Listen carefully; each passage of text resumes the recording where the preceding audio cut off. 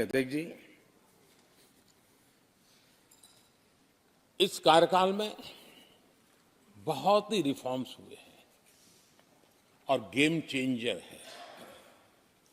21वीं सदी के भारत की मजबूत नींव उन सारी बातों में नजर आती है। एक बड़े बदलाव की तरफ तेज गति से देश आगे बढ़ा है और इसमें भी सदन के सभी साथियों ने बहुत ही उत्तम मार्गदर्शन किया है, अपनी हिस्सेदारी जताई है और देश,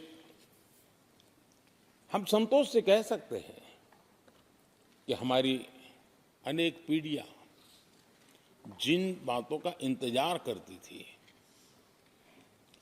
ऐसी बहुत से काम इस 17वीं लोकसभा के माध्यम से पूरे हुए। पीढ़ियों का इंतजार खत्म, अनेक पीढ़ियों ने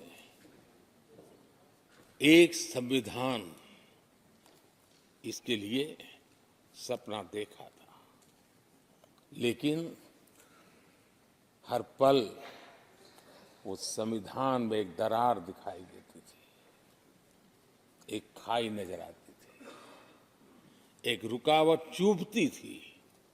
लेकिन इसी सदन ने धारा 360 आर्टिकल 370 हटा करके संविधान के पूर्ण रूप को, उसके पूर्ण प्रकाश के साथ उसका प्रकटीकरण हुआ। और मैं मानता हूं, जब संविधान के 75 वर्ष हुए हैं, जिन जिन महापुरुषों ने संविधान को बनाया है, उनकी आत्मा जहां भी होगी, जरूर हमें आशीर्वाद देते होंगे, ये काम हमने पूरा किया।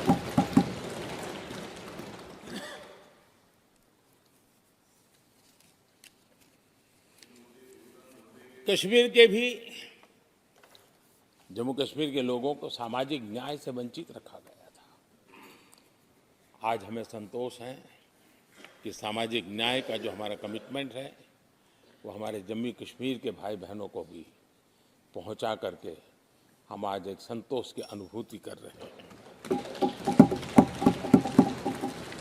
आदरणीय अध्यक्ष जी, आतंकवाद नासूर बनके देश के सीने पर गोलियां चलाता रहता था। मां भारती की धरा आए दिन रक्त रंजित हो जाती थी। देश के अनेक वीर होनहार लोग आतंकवाद के कारण बलि चढ़ जाते थे। हमने आतंकवाद के विरुद्ध सख्त कानून बनाए, इसी सदन ने बनाए। मुझे पक्का विश्वास है कि उसके कारण जो लोग ऐसी समस्याओं का लिए जूझते हैं, उनको एक बल मिला है, मानसिक रूप के उनका कॉन्फिडेंस बढ़ा है और भारत को पूर्ण रूप से आतंकवाद से मुक्ति का उसमें एक एहसास हो रहा है और वो सपना भी सिद्ध होके रहेगा।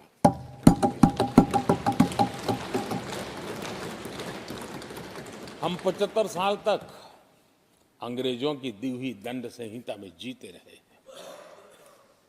हम गर्व से कहेंगे देश को, नई पीढ़ी को कहेंगे, आप अपने पोते पोती को कह सकेंगे गर्व से कि देश 75 साल भले दंड संहिता में जिया, लेकिन अब आने वाली पीढ़ी न्याय संहिता में जिएगी। और यही सच्चा लोकतंत्र है। आदरणीय अध्यक्ष जी, मैं आपका एक बात के लिए और अभिनंदन करना चाहूंगा कि नया सदन, इसकी भव्यता वगैरह तो है ही, लेकिन उसका प्रारंभ एक ऐसे काम से हुआ है जो भारत की मूलभूत मान्यताओं को बल देता है, और वो नारी शक्ति वंदन अधिनियम।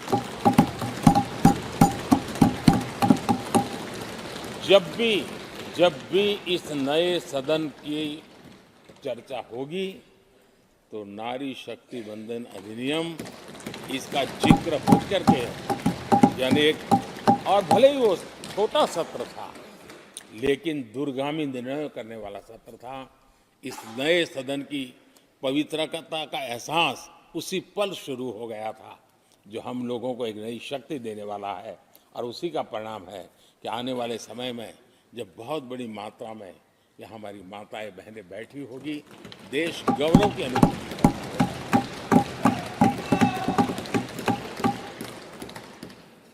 3 तलाक कितने उतार चढ़ाव से हमारी मुस्लिम बहनें इंतजार कर रही थी।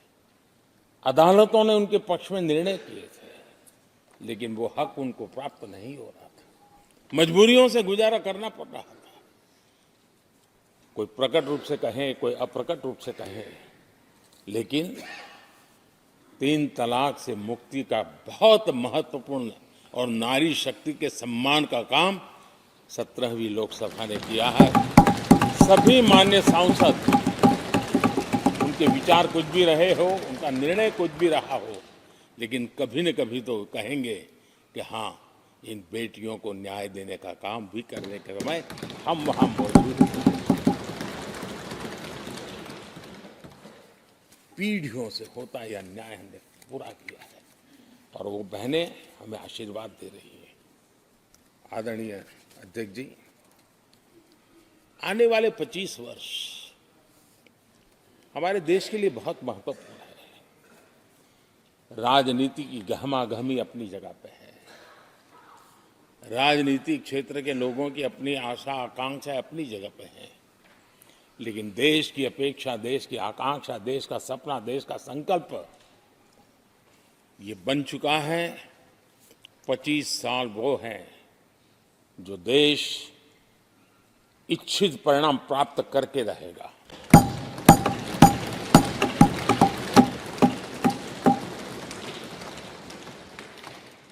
उन्नीस 1930 में जब महात्मा गांधी जी ने दांडी की यात्रा की थी, नमक का सत्याग्रह था, घोषणा होने के पहले लोगों को सामर्थ्य नजर नहीं आया था। चाहे स्वदेशी आंदोलन हो, चाहे सत्याग्रह की परंपरा हो, चाहे नमक का सत्याग्रह हो, उस समय तो घटनाएं छोटी लगती थी, लेकिन 1947 वो 25 साल का कालखंड, उसने देश के अंदर वो जज्बा पैदा कर दिया था। हर व्यक्ति के दिल में वो जज्बा पैदा कर दिया था कि अब तो आजाद होकर रहना है। मैं आज देख रहा हूं कि देश में वो जज्बा पैदा हुआ है। हर गली मोहल्ले में हर बच्चे के मुंह से निकला है कि 25 साल में हम विकसित भारत बना के रहेंगे। इसलिए ये 25 साल मेरी देश की युवा शक्ति के अत्यंत महत्वपूर्ण कालखंड है, और हम में से कोई ऐसा नहीं होगा जो नहीं चाहता होगा कि 25 साल में देश विकसित भारत न बने। हर किसी का सपना है। कुछ लोगों ने सपने को संकल्प बना लिया है, कुछ लोग शायद संकल्प बनाते देर हो जाएगी, लेकिन जुड़ना हर एक को होगा। और जो जुड़ भी नहीं पाएंगे और जीवित होंगे,